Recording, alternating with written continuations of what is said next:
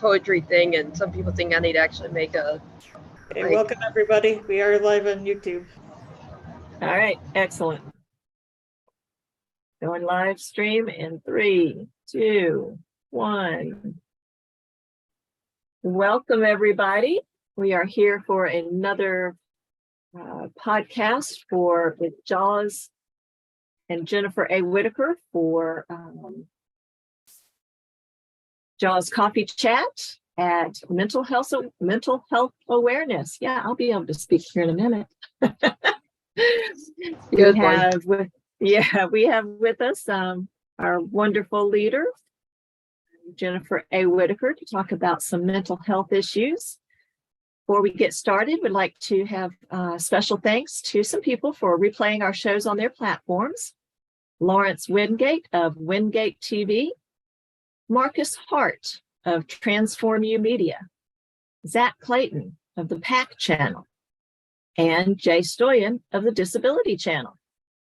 We so appreciate their replays of our podcasts on their channels. I'm going to take it straight to Jennifer, who is off camera today due to location and signal, but take it away, Jennifer. Hey, everybody. Thanks for joining us.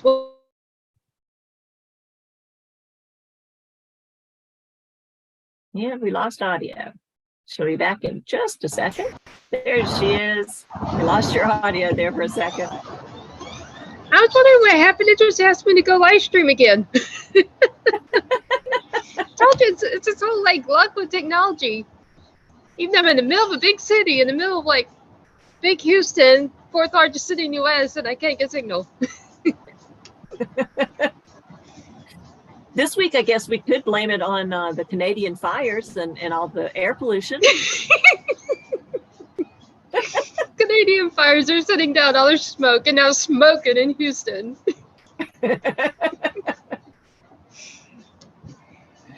Yeah, maybe they're burning some power lines or some internet signal satellites. They're really smoking and they're destroying this whole universe. Because think what damage would be done if we didn't have internet modern day. If it actually were to reach where the fire was huge enough, it burnt high enough to get the satellites that are out there in space, circling the Earth, that would be catastrophic, worse than the pandemic kind of catastrophic. Oh, definitely. Because at least with the pandemic, we still had the internet. Exactly. Can you imagine what mental health would be without the internet? It was bad enough during the pandemic. Yeah, it would be worse. Take away the internet and way to interact with people, and we'd feel like we were back in the Stone Ages. That's funny, but not. But if you really think about it, we kind of had a point that that the internet was kind of all we had with the lockdown. But then there's that when the internet was all we had, we were supposedly already in a mental health crisis before the pandemic. And then it exasperated the whole and exaggerated the whole mental health crisis. And then some people have got comfortable with that pandemic sort of thing of not leaving their house and everything's digital. They order their groceries and everything else online. And yet there has to be some people that interact in public and actually go places, because there are people that deliver our groceries when we want to order it online, right? Right. And there are things like that are what we count on, like the Amazon delivery people. That how many of us shop on Amazon for something, even if it's only once in a blue moon? So how many tens of thousands of people are the ones delivering our goods because we can just go on Amazon and click buy now? So if we didn't have even though there's a lot more people that are staying more remote and virtual, not just work, but even their social life, like the Bible study I go to that's online, those are remote now. So the leader of that church or ministry, whatever you don't think of it, she doesn't have to have the overhead of a building and the different staff to run the building while she's giving, seminars or whatever, the worship service. But instead, she just has to have a Zoom account that's a paid account, and however many people can join in from wherever. So we have people, like she's in Dallas, I'm in Houston, then two girls are from Colorado, but they're two different parts. Another's from Oklahoma, and I don't even know where else, but we're all from not just like different parts of town, but even different states and major cities. So she's got the bigger group she can reach because she's remote. But then again, that goes to she doesn't have real reason to even leave her house, does she? No. And so some of that I hold responsible for why the mental health crisis didn't end. Because they say now there's therapists and all these other people just booked to their max. Even some of the worst therapists, the worst psychiatrists, and whatever else are all just maxed out in their booking, like their schedule and stuff. And some of them you try to get on, then it's got to be 6 months out before they can see you, even if they know you're in, a urgent situation with suicide or something. And that's how desperate our communities are for mental health services and how much they're suffering. But in spite of having our social life back, at least the opportunity, the freedom to roam about town, like me when I come to this coffee house to try to, have a little podcast. I mean, I'm virtual with you, but then I'm at least in person with the people here. Right. Okay, so, like there's people like me that I know are a lot of other people on their computers out here doing meetings. So that sense of interaction, because you're at least all in a public place together, even though you're minding your own business. And then there's the actual interaction of, say, when I go to my gym in the morning and we're actually communicating and talking about stuff and partnering up in workouts that require 2 or more people. There's an actual interaction. But how many people, in spite of that being back, are still staying at their houses like the lockdown never ended? And I'm looking at this with concern of how many people have the depression, like what I had last week, where I was not leaving my house. I didn't even hardly leave that recliner that I was in the whole time, besides going to the bathroom. And I got so deep that I didn't even realize I was depressed. Right. I thought I was just a little discouraged, or like I felt like I was just tired. Then I felt like I was a bit moody, like, I was irritable, but I didn't know that I was depressed. And then here's my mom telling me over the weekend, I texted y'all, okay, let's get out, go to some of our favorite restaurants, and let's get you dessert, okay? And they actually pushed that we get out of the house because they know actually I have to interact with the public to gain my happiness. Well, how many introverts especially go through that and don't know they're depressed? And because they don't, they stay in that situation unless they have that support system like mine to tell them, hey, you need to get up and get out. Even if we go with you and we drive you wherever, you need to get up and get out and be social. Yeah. And it's dangerous, this whole remote working. It's a joy because more people like me and you can do jobs that otherwise couldn't, because we couldn't leave the house, or we, like in my case, can't drive. And part of the reason I was declared disabled is not just regularly missing work, like you've seen with my conditions, but even I don't have transportation. And before the pandemic, nobody considered Uber reliable transportation. So say, oh, well, yeah, you can Uber, but no, we can't hire you because it doesn't count as reliable transportation. Right. I don't know why, but they didn't. And that's part of the reason I was considered disabled, because I had, with my issues, my different medical conditions, I had no right to have a license. It was illegal. And so I would be disqualified from every job I applied to based on, if nothing else, the sole fact that I didn't have transportation. And so they'd find me unreliable. because I couldn't show up since I didn't have reliable transportation. Well, then we sometime in that period got Uber, and it got more known and more available. Still, that hasn't transitioned to where it's considered reliable transportation. So then we go back to okay, so that's still in transition. So those people that are in my situation now can work remotely. But if they're working remotely, they often lose the social circle they had because they used to get out. Definitely. And it's harder to develop a social circle when you're in that downward spiral of the depression and you don't know that's what you're in. So you stay at home by yourself, even like me, in the same spot, neglecting our hygiene, neglecting a lot of other stuff that's, ourselves or our responsibilities. And it goes spiraling further downward.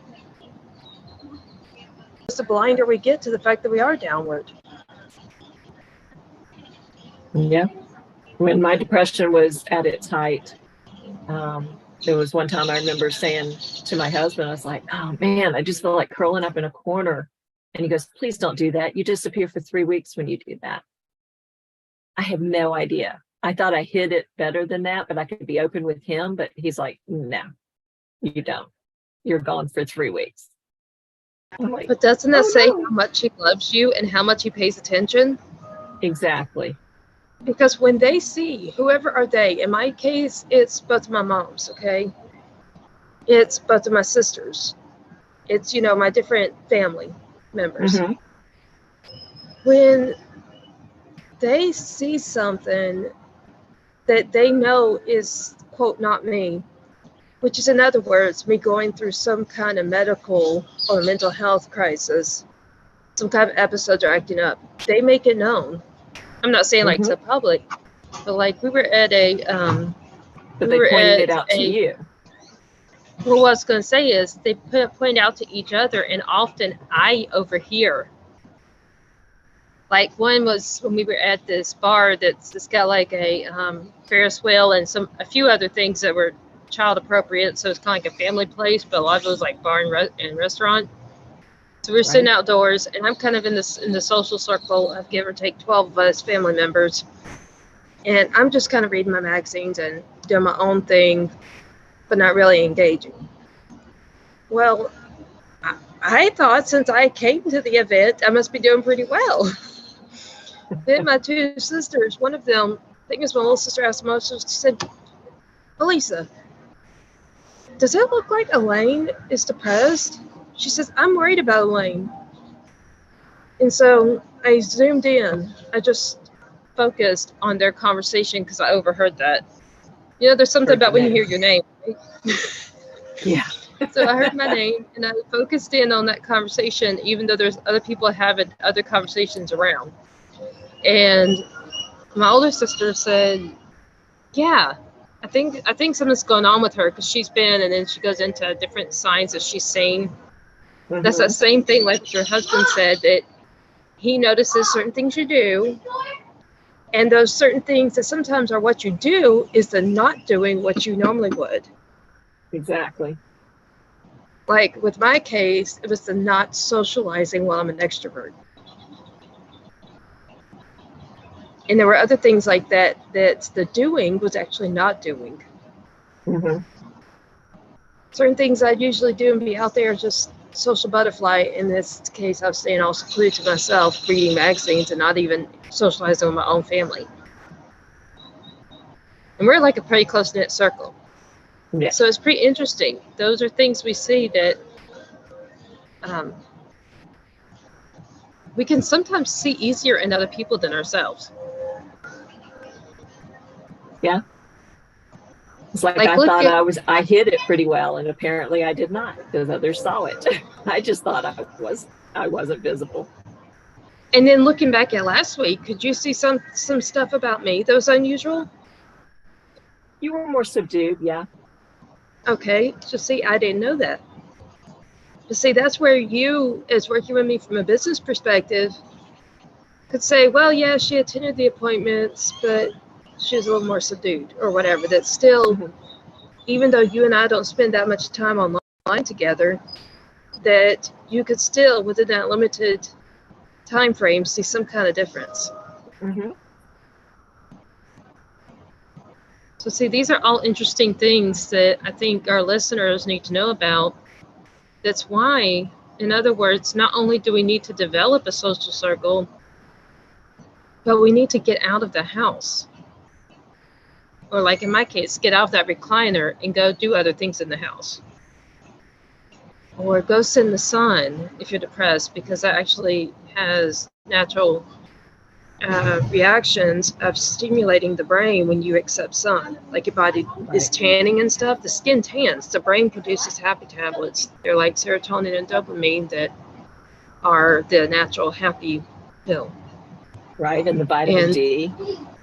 Well, vitamin D is produced, but it's not connected to depression. No? Okay. Serotonin and dopamine are what my psychiatrist said is what is a happy pill that's produced by the sun. It does produce vitamin D, but vitamin D has other uses.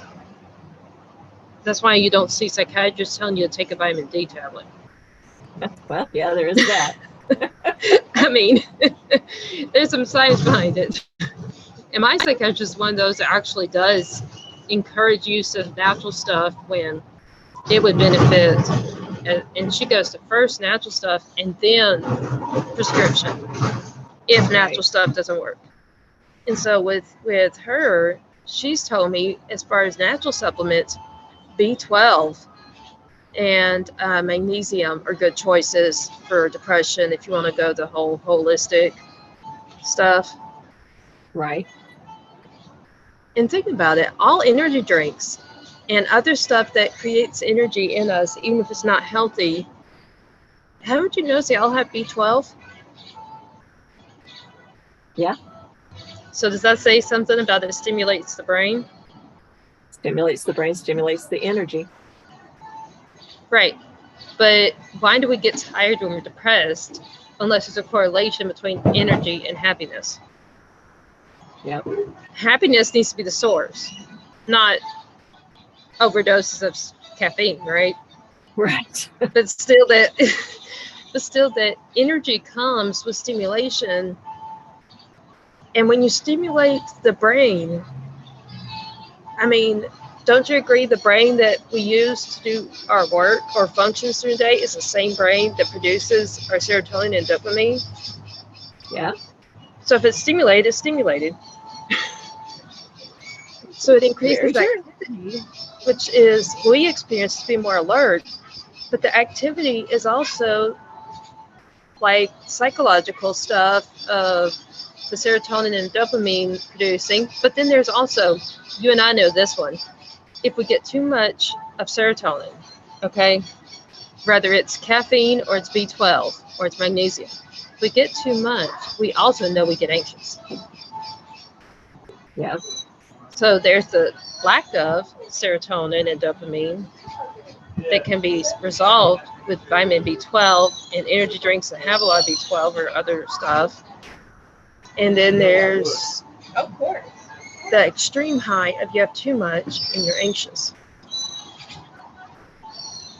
And often anxiety looks like depression and depression looks like anxiety. So you've got to find That is a good your point. own triggers. That is to a know good which point. is which. Yeah. How many people can actually tell a difference in their anxiety and depression? That's what I want to know. Such I a know loud I echo. couldn't. Yeah. Exactly. And I actually, when I came here earlier today, I had just gone trying to get a tour of a, what do you call that? Something arts, martial arts.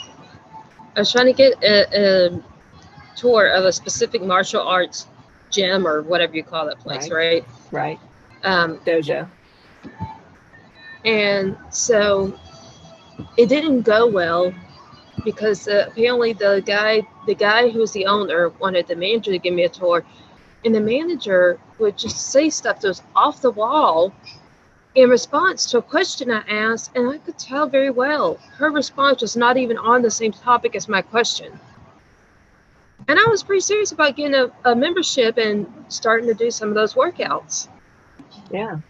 And, I'm thinking his business has to be pretty well because he's got probably 40 people there that were at that, all gathered for that 12 o'clock class that was during the business hours when so many of us would be working, right? Right. So that's usually the slow time of the day for those kind of businesses. And he had a crowd. I'm thinking he must be pretty good, Mhm. Anyways, so it didn't sit well with me that she was not answering my questions and she was giving off these wall kind of responses that don't even have to do the same topic. So I got a bit worked up. Well, Yeah. then there goes to when I Uber and I head over this way to just kind of get to the next place and start working on my stuff for the day, that I was thinking about death. I really was. And I started drinking, 4 shots of caffeine, like regular coffee, shots of coffee. Right. They're higher in caffeine. And I noticed the thoughts of death and suicide were lingering. And then I went to drink something else and something else. And then lo and behold, I never would have guessed. I must have been anxious because then when I finally said, okay, I need to just try taking my Atarax, that's my take as negative for anxiety. And those thoughts went away. Nice. So I thought, like you said, I thought that I was depressed. And that incident this morning with the martial arts place being my trigger. Okay. And when I'm thinking about suicide and death, I'm thinking maybe I'm depressed. And who would have even known, like you said, that it was actually anxiety? Yeah. I mean, so I Wow. used the wrong chemicals. I was stimulating my brain, trying to increase it. And it turned out it was overstimulated by that activity. Right. And then I started journaling, and I'm like, I must actually be bothered to be. My keyword was upset. I'm not the one that gets upset enough to say like pissed or anything like that. I just kind of say upset or frustrated, and Right. I don't get the kind of upset that's enough to use those other words. And so, anyways, I was like, okay, I'm going to try my journaling because I read in this magazine about mental health awareness, and it's about supposedly the awareness of the chemicals and good coping skills and methods. And one of the ones I found when I first started the magazine this weekend was journaling your thoughts. So journaling your thoughts. And I said, I'm going to try this because the magazine was saying journaling it helps you relieve it as though you had talked to somebody about it while still keeping it confidential. It is something that you need to relieve yourself of and don't want others to know about. Some kind of secret or something. Mm-hmm. And I thought, I need to try this and see how it works as far as between sessions with my therapist. And maybe, when I have my different ups and downs, I can kind of vent it on paper. And, it's just my secret diary. It's not even, anything I'd publish or whatever, right? Right. And I, amazingly enough, really did feel relief, even though nobody read it. Just my hand moving somehow released it onto the paper, and then sigh of relief. Yeah. You may Have not you have tried that? told anyone, but you still said it. You got it out. Right. You expressed it. I used to journal a lot when I was heavy on my depression before it got more under control. But what about anxiety? Because to me, that frustration was an overactivity in the brain. So especially looking back that the Atarax made me feel better, which is a calming, an anxiety kind of medicine. Mm-hmm. That maybe instead of being depressed, meaning I lack activity in my brain, I went from frustrated to anxious. Yep. And then frustrated to anxious, you're still transitioning. That's one overactivity in the brain to another overactivity in the brain. But you're not getting rid of activity. And if your brain has too much activity, it's kind of like, how is it that we don't know that we need to just, vomit it on paper? I like that phrase. I mean, because I don't have those what do they call it, where your thoughts keep repeating in your head? There's an actual medical term for that. You know what I'm talking about? That they say that like bipolar and other stuff has, where you keep ruminating or something like that. Mhm. So the thought keeps circling. You keep rehashing that certain thing in your head, even if not verbally. And I Right. don't have those, but I did before brain surgery. So when they took that section of my brain, the rehashing stopped. Now we know I still have anxiety and I still have depression, but that certain things that used to happen don't happen anymore, to where now it's actually harder for different doctors to put their finger on what's my exact medical issues. Right. And because it's like, oh, well, they usually come with these certain things. I'm like, well, I don't have them, but I know that's what I have. I don't have those typical behaviors or symptoms, but I know that's the condition I have because I experienced this certain, whatever that I read an article about, right? Right. That I match with what I know I experience. But how many people actually follow those trends and as opposed to being like me, where they're like, they experience it different enough that they are harder to diagnose, and maybe they even end up being the ones that are like serial killers and all because they tried to see somebody and it just got that bad. Right. Because if they don't follow the trend, it's harder to diagnose them, which means if they don't have the right diagnosis or none at all, it's close to impossible for them to be treated, which means it's easier for them to get out of control. And that's where I tied this into how much of this, what we call the gun problem, right? Whatever side anybody sits on it with it, do we need to get rid of guns or do we need to limit what kind of guns people can have? But something related to that in these massive shootings with mental health crisis. Right. And maybe the mental health people, like the National Association of Mental Health and all that, NAMI and stuff, maybe they don't necessarily, no wait, NAMI's the nonprofit, but the one that's the government entity, like the NAM and stuff like that, Mhm. National Institute of Health and stuff like that. These different organizations that are our government's central place of medical and mental health probably don't understand us as the ones that don't follow that certain trend. And if they don't understand us, how would they give the right curriculum to educate future doctors, for doctors to be able to understand us and know we actually have that whatever? Yep. And I think that's another part of the problem. We go by what's a stereotype, what is the norm of somebody with something, and we don't see there can be so many cases outside of that norm, but it's still that certain condition that needs that certain treatment or therapy, medication, something. Right. Exactly.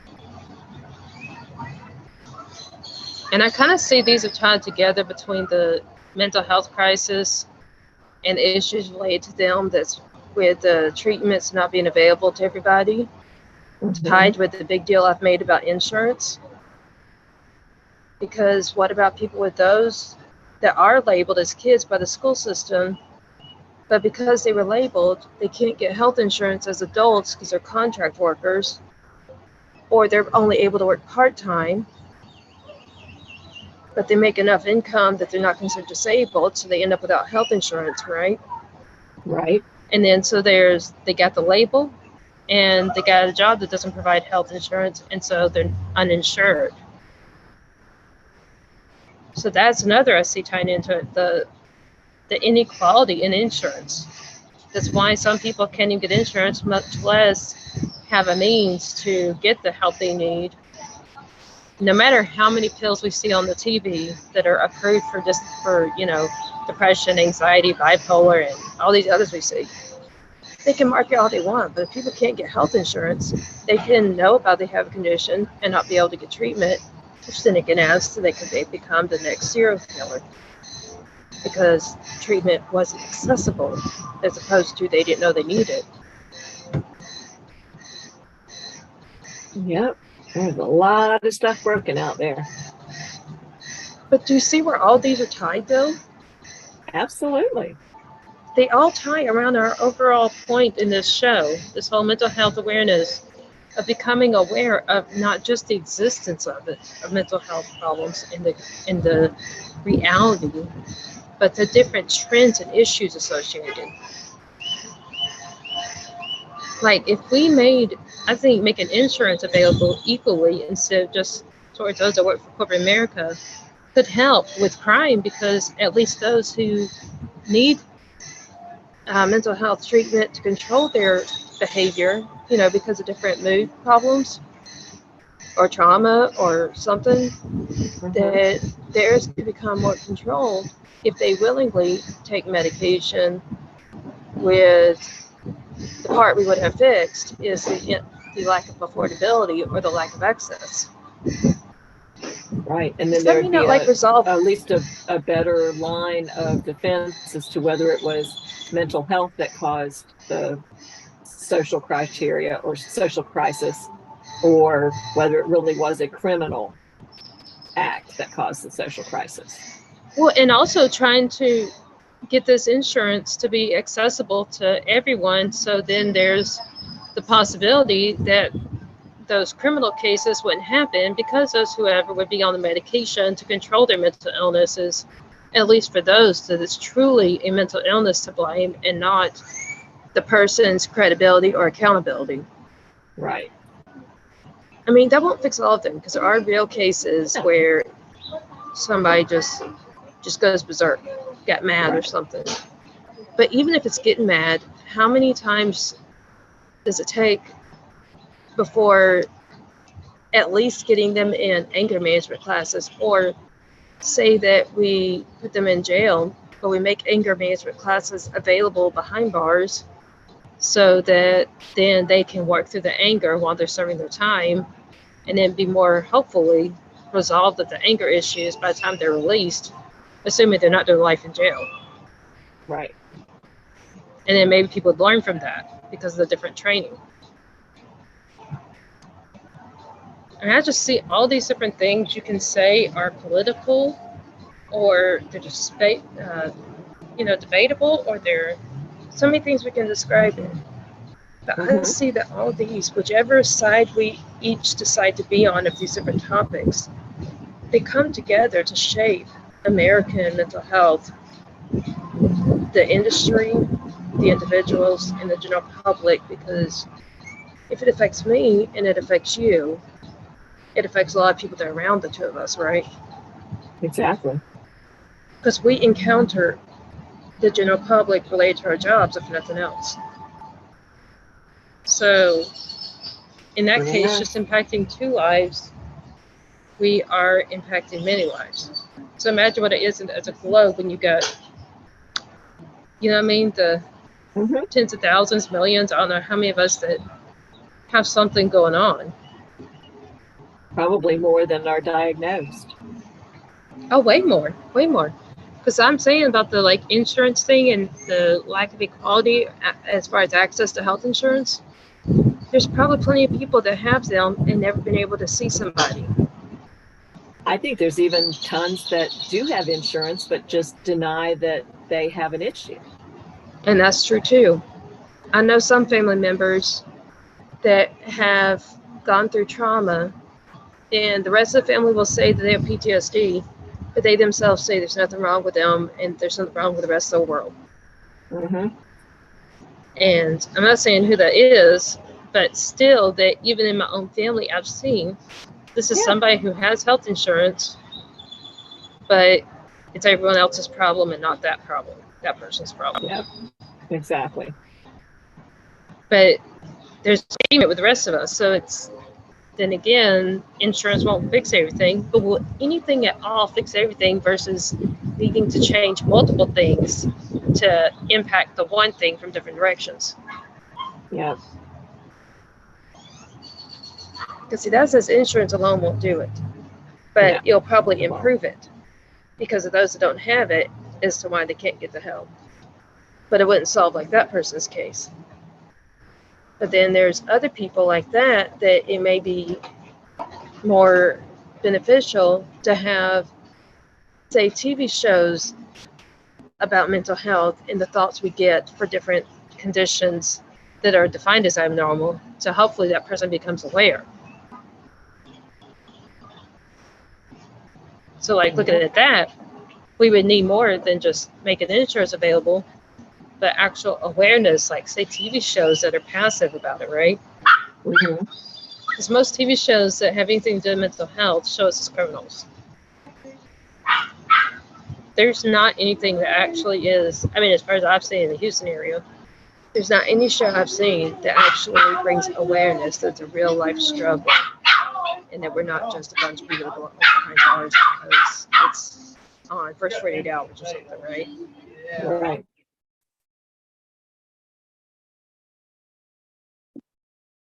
And I think that's part of the stigma of why people think by being mentally ill, we're just full of excuses for doing crime. Because of that trend of TV shows have us as criminals and otherwise not even about mental health. Definitely.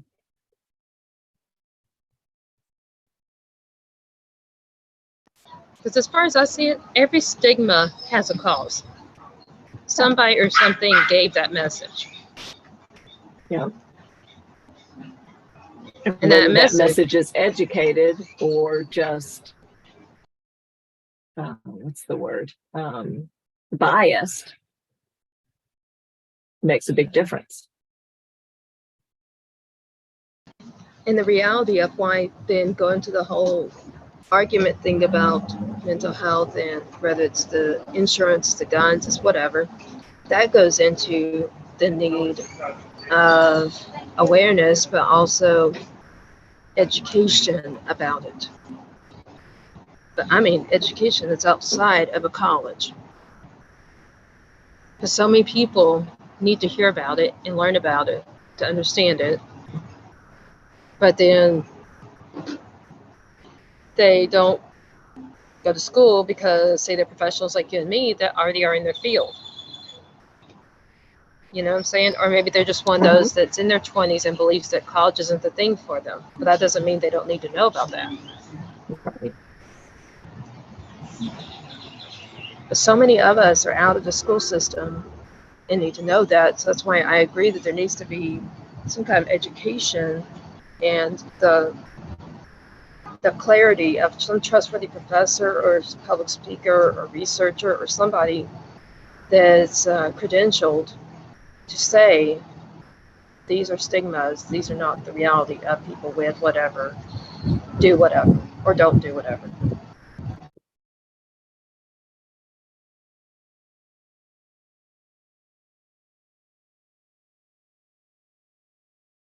Well, we are coming up on like 45 minutes or so. Where's your next book coming out?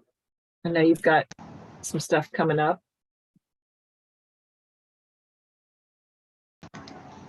So it's going to first be released on Amazon, which you can find my exact page on Amazon by going to Google and looking up books by Jennifer A. Whitaker. And my last name is spelled Whitaker.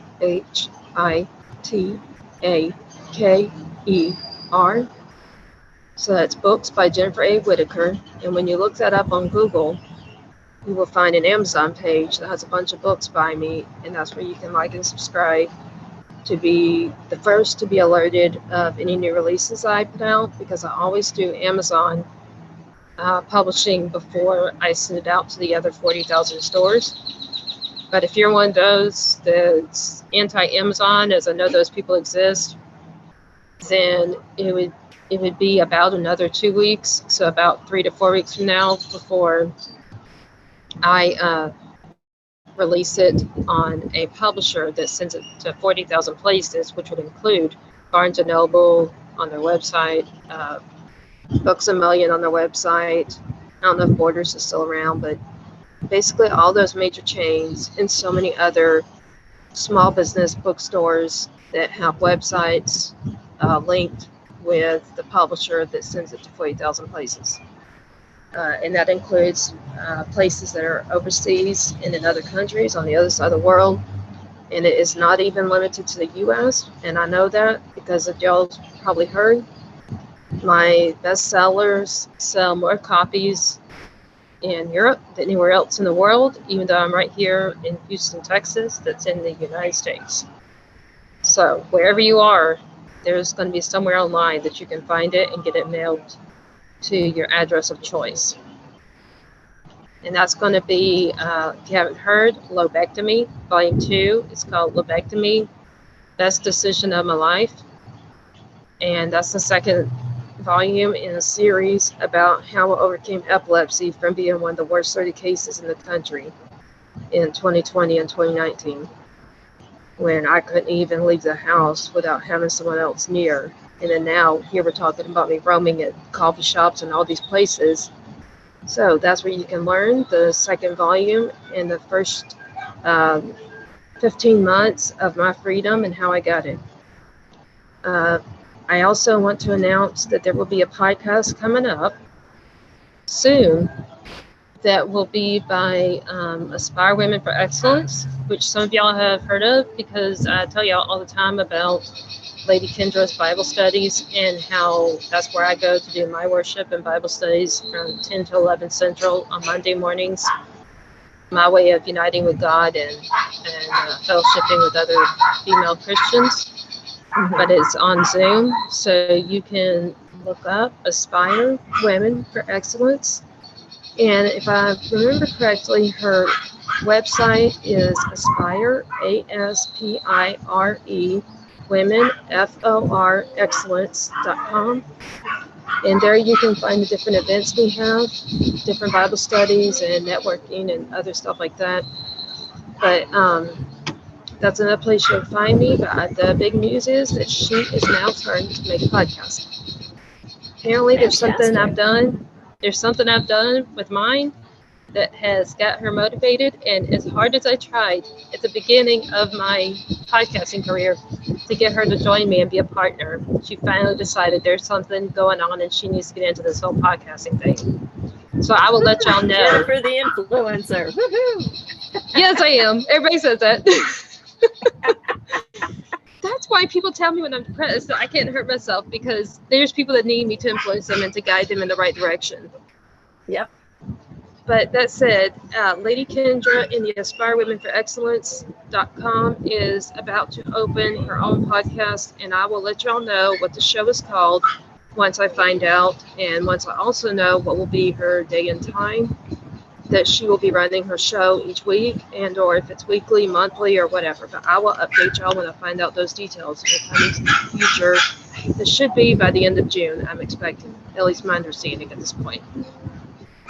Y'all can stay tuned to hear in the next 30 minutes John Tarr's show called Jaws Christ Talk. Back to you. All right. Well, that wraps it up for us today. Again, we'd like to give out the special thanks to Lawrence Wingate of Wingate TV, Marcus Hart of Transform You Media, Zach Clayton of the PAC Channel, and Jay Stoyan of Disability Channel. Please be sure to visit their sites and as well as ours, and like, share, and subscribe to our social media pages or groups or our YouTube channel or wherever it is you happen to find us. We appreciate you being here, and we'll be back next week. Let's see, what is next week? June 18th? No, 19th. We'll be back next week, June 19th, with another podcast for mental health awareness with JAWS, Jennifer A. Whitaker's JAWS Coffee Chat. Until then, everybody take care. We wish you a productive and enjoyable week. Thanks. We'll see you soon.